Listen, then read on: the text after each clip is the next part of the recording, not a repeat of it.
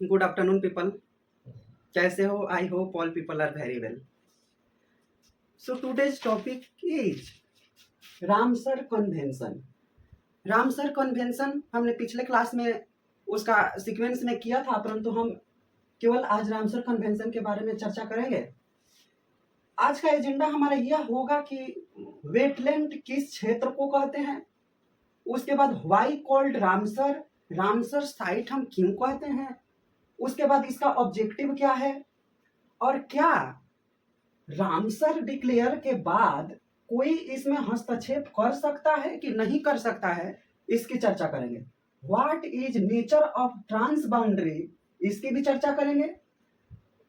Commitment to the member, इसकी भी चर्चा करेंगे.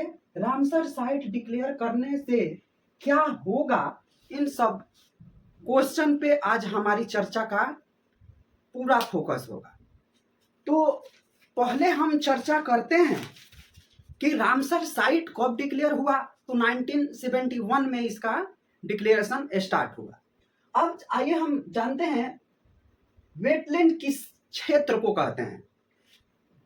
तो Ramsar site basically it about the wetland. Ramsar site क्या है? एक वेटलैंड है. वेटलैंड क्या है? Wetland is transition zone between inland and tradition aquatic system के बीच में रहता है. उस क्षेत्र को हम वेटलैंड कहते हैं. अब दूसरा हमारा क्वेश्चन था व्हाई कॉल्ड रामसर या व्हाट इज रामसर. तो वेटलैंड को बचाने के लिए, जो वेटलैंड है उसको बचाने के लिए पूरे विश्व में एक एग्रीड कन्वेंशन 1971 में ईरान के रामसर में डिक्लेयर हुआ. रामसर क्या है? एक जगह का नाम है. तो रामसर में डिक्लेयर हुआ, इसलिए इसे रामसर साइट कहते हैं. अब इसका एम क्या है, ऑब्जेक्टिव क्या है, ये अब हम चर्चा करते हैं. तो रामसर का मुख्य ऑब्जेक्टिव यह होता है कि पूरे विश्व में जितने भी वेटलैंड है उसकी रक्षा करना, क्योंकि वेटलैंड की रक्षा करना हमारे लिए बहुत ही महत्वपूर्ण, बहुत ही जरूरी विषय है. डाइवर्सिटी ऑफ लाइफ में इसका प्रोडक्टिविटी बहुत ज्यादा रहता है. डाइवर्सिटी ऑफ लाइफ और human being, larger population of human being are dependent on wetland. जो ह्यूमन बीइंग का पॉपुलेशन है वो डिपेंडेंट है वेटलैंड पे. अब आइए हम बात करते हैं क्या रामसर डिक्लेयर के बाद कोई इसमें हस्तक्षेप कर सकता है कि नहीं. क्योंकि बहुत ये बच्चों का क्वेश्चन रहता है कि मान लीजिए रामसर साइट डिक्लेयर हो गया तो क्या उसमें कोई मनुष्य जा सकता है, आ सकता है, अपना काम धंधा कर सकता है. उसकी अब हम बात करेंगे. रामसर साइट नेशनल पार्क के तरह प्रोटेक्टेड नहीं रहता है. जैसे नेशनल पार्क को इतना प्रोटेक्ट कर दिया जाता है उस तरह का ये रामसर साइट नहीं होता है. रामसर साइट कहता है कि वेटलैंड को कंजर्व करो, यूज करो, जितना चाहो उपयोग करो, परंतु सस्टेनेबल मैनर में. अब ये नहीं कि तुमको छूट दे दिया गया तो जाओ तुम वहां के जितने भी जो प्राकृतिक नेचुरल चीजें है उसको एक बार में ही कट करके अपने घर में लाकर रख लो. ऐसी नहीं होना चाहिए. ये रामसर कन्वेंशन का कहना है. रामसर साइट का ये भी कहना है कि अगर जाना ही है तो जाओ, उसमें अपनी उपयोगिता के अनुसार छोटी मोटी जो चीजें हैं उसको लाओ और उसको अपने सांसारिक जीवन में व्यवहार करो. रामसर ऐसा नहीं कहता कि आप उपयोग मत करो. रामसर कहता है कि उपयोग करो, क्योंकि ऐसा कहना रामसर के लिए बड़ा ही मुश्किल है. क्योंकि इंडिया में 70% क्या है, 70% जो वेटलैंड है, जो 70% क्या है, वेटलैंड है, वह क्या है, पैडी फील्ड है. पैडी फील्ड है. रामसर का एक शर्त यह भी है कि जो भी कंट्री रामसर का पार्ट बनता है उन्हें अपने देश में कम से कम कुछ तो जो वेटलैंड डिक्लेयर करना ही होगा. ऐसा नहीं कि चलो हम आपके साथ कन्वेंशन कर लिए और हम ऐसे ही बैठे हैं कि हम अपने देश में कुछ किए ही नहीं, तो ऐसा नहीं चलेगा। वहां पे रामसर साइट में अगर आप पार्टनर हैं, आप एग्रीमेंट किए हैं, तो आपको क्या करना है, अपने देश में कहीं से ना कहीं से आपको क्या करना होगा, रामसर साइट को डिक्लेयर करना होगा। वैसे देखा जाए तो इंडिया में 75 रामसर साइट डिक्लेयर हुआ है, ये इंडिया किया है, हमने डिक्लेयर किया है। मतलब भारत ने 75 साइट को, भारत ने 75 जगह को क्या किया है, रामसर साइट डिक्लेयर किया है। अब रामसर साइट में सबमिट हमने कर दिया है, भारत ने रामसर में ये 75 कहा है कि 75 हमारे यहाँ क्या है, रामसर साइट हमने डिक्लेयर किया है, आप इसको रिकॉग्नाइज कीजिए। अब देखते हैं कि कब तक रामसर साइट जो है वो रामसर की मान्यता देता है। वैसे तो 75 को हमने रामसर साइट डिक्लेयर किया है, परंतु अब रामसर अपना जांच पड़ताल जो उसकी क्राइटेरिया है वो देखेगा कि अगर सारी क्राइटेरिया अगर फुलफिल होता है तब वो जाकर कहेगा कि हाँ भारत में रामसर साइट हो गया। और रामसर साइट यह भी देखेगा, जब जांच पड़ताल कर लेगा तो वो देखेगा कि जो रामसर साइट भारत ने डिक्लेयर किया है, अगर रामसर कन्वेंशन को लगा, रामसर को लगा कि वेटलैंड बहुत ही महत्वपूर्ण है, बहुत ही इंपॉर्टेंट साइट है, तो रामसर साइट उसको डिक्लेयर कर देगा। अब रामसर साइट जो डिक्लेयर कर दिया तो रामसर साइट क्या करेगा, रामसर साइट का टैग दे देगा भारत को कि हाँ भारत में यह इतना रामसर साइट है। अब टैग मिल जाने से क्या होगा, देश के कोने कोने से लोग सर्च करेंगे कि भारत में कितने रामसर साइट है, तो अगर इतने रामसर साइट डिक्लेयर है तो देश के कोने कोने से लोग हमारे भारत में आकर रामसर साइट को देखेंगे और वो अवेलेबल हो जाएगा इंटरनेट पे। तो इसके कारण हमारे देश में टूरिज्म बढ़ेगा और टूरिज्म बढ़ेगा तो अवश्य ही हमारे भारत का डेवलपमेंट होगा। वैसे ऐसा कहना है कि रामसर साइट कम से कम इंपोर्टेंट जो रामसर साइट है वो 27 साइट को रामसर करने चाहता है, परंतु अब देखा जाए क्या होता है। अब चलिए ये जो हमारा 5वां क्वेश्चन था, what is nature of trans boundary, जो ट्रांस बाउंड्री का नेचर है उसको हम कैसे समझेंगे। अगर कोई, ये 5वां नंबर हम क्वेश्चन कर रहे हैं कि what is nature of trans boundary, तो अगर कोई सिंगल वेटलैंड है और वह दो देशों के बीच में आ जाता है या बाउंड्री के पास में आ जाता है, इस सिचुएशन में दोनों देशों को कोऑपरेट करना होगा और कोऑपरेट करने को कहा जाएगा। और अगर दोनों देश रामसर का मेंबर है तो मान लीजिए कि भारत और पाकिस्तान का क्या है, ट्रांस बाउंड्री अगर पड़ गया कहीं पे, तो अब रामसर, अगर पाकिस्तान भी रामसर का अगर पार्ट होगा और इंडिया भी रामसर का पार्ट होगा, तो रामसर जो है वो कहेगा कि देखो तुम्हारा जो इंटरनेशनल मुद्दा है वो अपने पास रखो, मगर ये जो रामसर साइट हमने डिक्लेयर किया है उसको तुम दोनों को कोऑपरेट करना होगा। ये हमारा हो गया ट्रांस बाउंड्री, ट्रांस बाउंड्री, समझ गए। अब देखिए रामसर वेटलैंड कहां कहां अभी तक है इंडिया में, तो देखिए रामसर वेटलैंड एक है, कहां कहां है रामसर साइट अभी फिलहाल में, तो एक है केवलादेव, केवलादेव है भरतपुर, भरतपुर राजस्थान, राजस्थान में है। और दूसरा है हरियाणा में, कहां है, हरियाणा में है सुल्तानपुर, सुल्तानपुर हरियाणा में है, कहां पे, गुड़गांव के पास, गुड़गांव में है, ये हरियाणा में है, हालांकि इसको एनसीआर में लिया जाता है। उसके बाद है लोकटक लेक, लोकटक लेक है मणिपुरी में,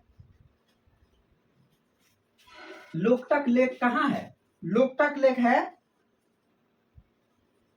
मणिपुर। और चौथा है हमारा चिलिका लेक,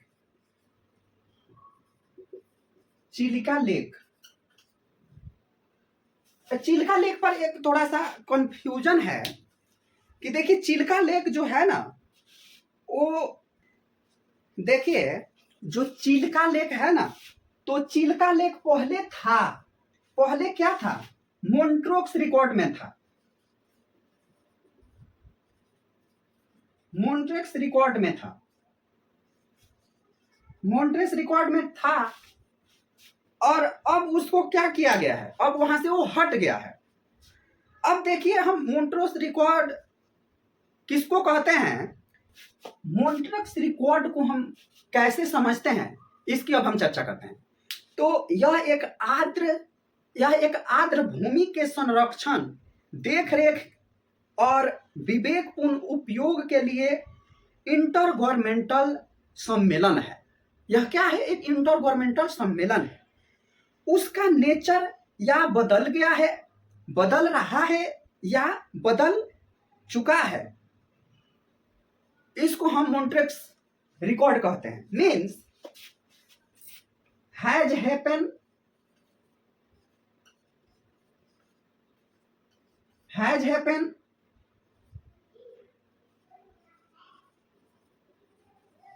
हैपनिंग और विल हैपन। जैसा मैंने पहले कहा कि उसका या तो नेचर बदल रहा है, बदल गया है, या धीरे धीरे बदल रहा है, उसको हम मोन्ट्रेक्स रिकॉर्ड में लाते हैं। अब इसका दूसरा एक पार्ट हम देख रहे हैं कि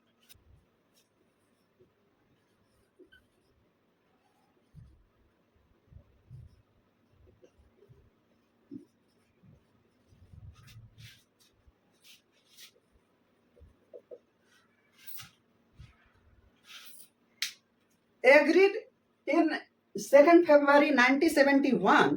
यह डेट बहुत ही रिमेंबर, याद करने की जरूरत है, क्योंकि इसी दिन 2 फरवरी 1971 को ही वेटलैंड इंटरनेशनल डेट डिक्लेयर किया है। अगर कोई आपसे पूछे कि वेटलैंड इंटरनेशनल डेट कब है, वेटलैंड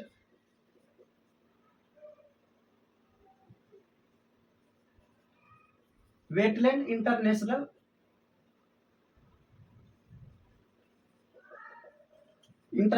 डेट कब है, तो 2 फरवरी 1971 को।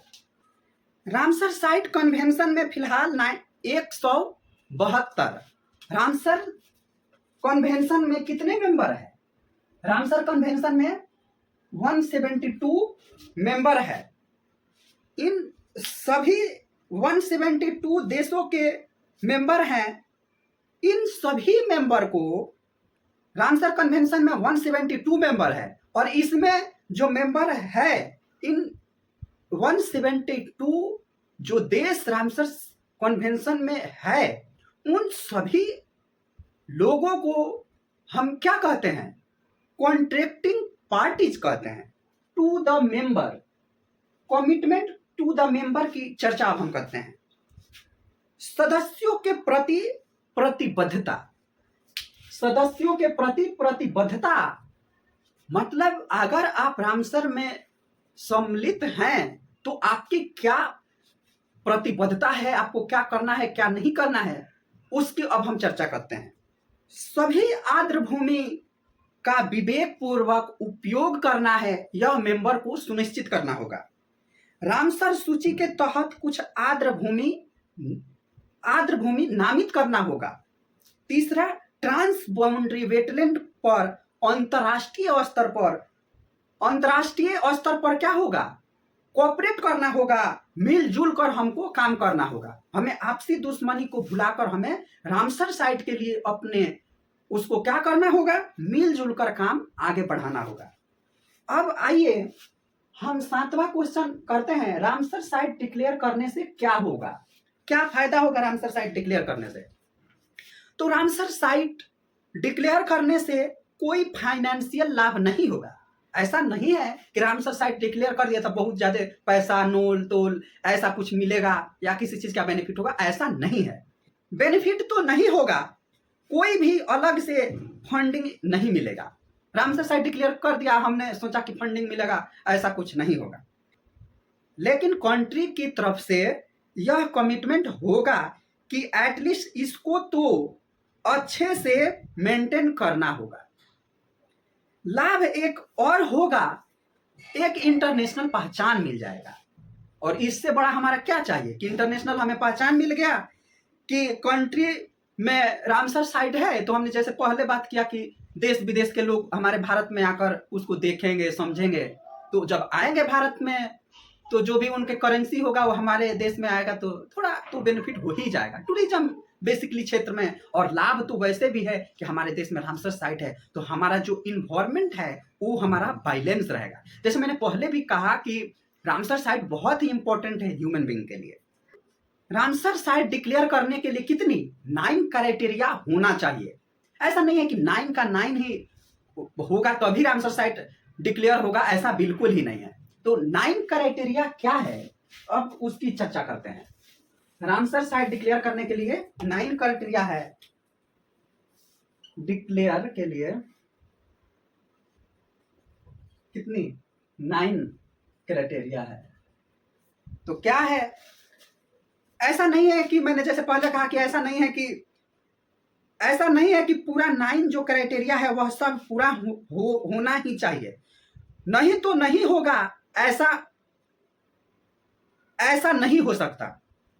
इस 9 क्राइटेरिया में केवल एक भी अगर क्राइटेरिया लक्षण अगर दिखाई दे रहा है उस जगह क्षेत्र का, तो उसे हम रामसर साइट डिक्लेयर कर सकते हैं। रेगुलरली सपोर्टेड 20,000 20,000 और मोर देन वाटर बर्ड्स, इतना होना चाहिए। कोई भी जगह अगर किसी भी जगह में अगर 20,000 से ज्यादा तो रामसर साइट बना सकते हैं।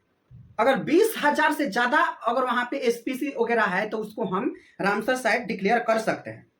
रामसर साइट के लिए जो कंडीशन दिया गया है ना वह बहुत ही बड़ा है, यहां तक कि किसी भी वाटर बॉडी को रामसर साइट हम डिक्लेयर कर सकते हैं। जैसे रिवर एस्ट्रांज को भी हम रामसर साइट डिक्लेयर कर सकते हैं। ब्यास रिवर भी रामसर साइट है। जो पंजाब का इलाका है ब्यास रिवर, वो पूरे इलाके को हमने क्या डिक्लेयर कर दिया है, हमने नहीं, रामसर साइट ने क्या डिक्लेयर कर दिया है कि वह रामसर साइट है। और यहाँ पे हमारी ये रामसर कन्वेंशन का सारी चर्चा यहाँ पे समाप्त होती है। और इसका पूरा डिटेल अगर आपको देखना होगा, जो इसके पीछे का बैकग्राउंड है उसको मैंने 3-4 क्लासेस में कंप्लीट किया है। आप जाकर मेरे उस क्लास को देखिए, समझिए और अपने ज्ञान में वृद्धि कीजिए। और लाइक कमेंट शेयर तो जरूर कीजिए, क्योंकि अब हमको समझ नहीं आता है कि आपको समझ में आया नहीं आया, इसलिए आपको ये कंफर्म करिए कि कैसा लगता है मेरी सब क्लासेस। अगर कोई त्रुटियां हो रही होगी तो हम उसको क्या करेंगे, फिर से अच्छे क्लासेस कराने की कोशिश करेंगे। इसी के साथ आज का क्लास यहीं पे हमारा खत्म होता है। बहुत बहुत धन्यवाद आप सबका।